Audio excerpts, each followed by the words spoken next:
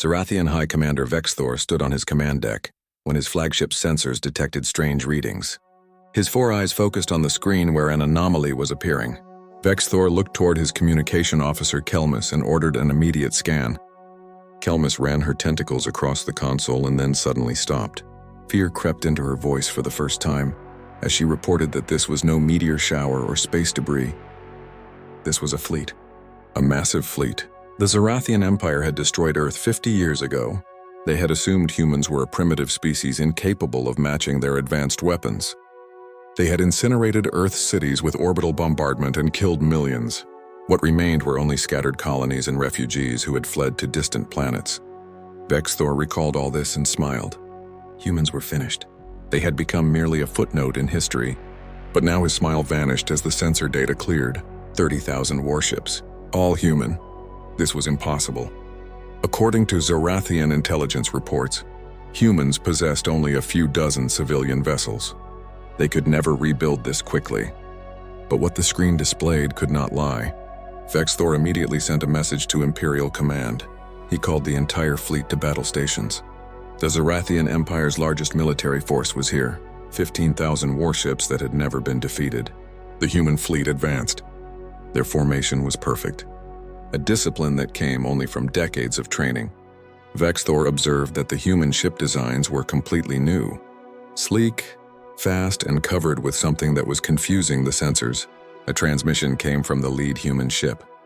Vexthor opened the signal. A human appeared on screen. Admiral Sarah Chen. Her eyes were cold, but a fire burned within them that Vexthor had never seen before.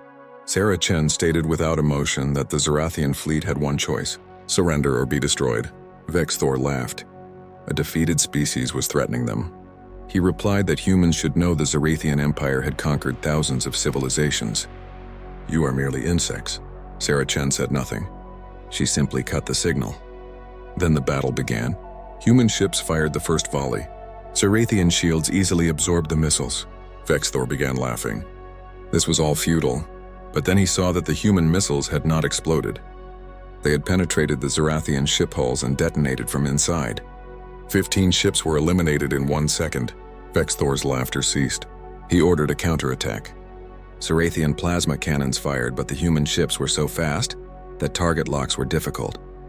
And when plasma bolts did hit, human shields deflected them. This was technology the Zarathians did not possess. Admiral Marcus Webb commanded the right flank of the human fleet. His squadron passed through Zarathian formations and targeted their supply ships. A tactical genius. Zarathians had never thought anyone would attack their rear guard. Captain Yuki Tanaka approached from below the Zarathian flagship in her stealth corvette. Her ship was so small in advance that sensors had not detected it at all. She activated an electromagnetic pulse that temporarily disabled Vexthor's ship systems.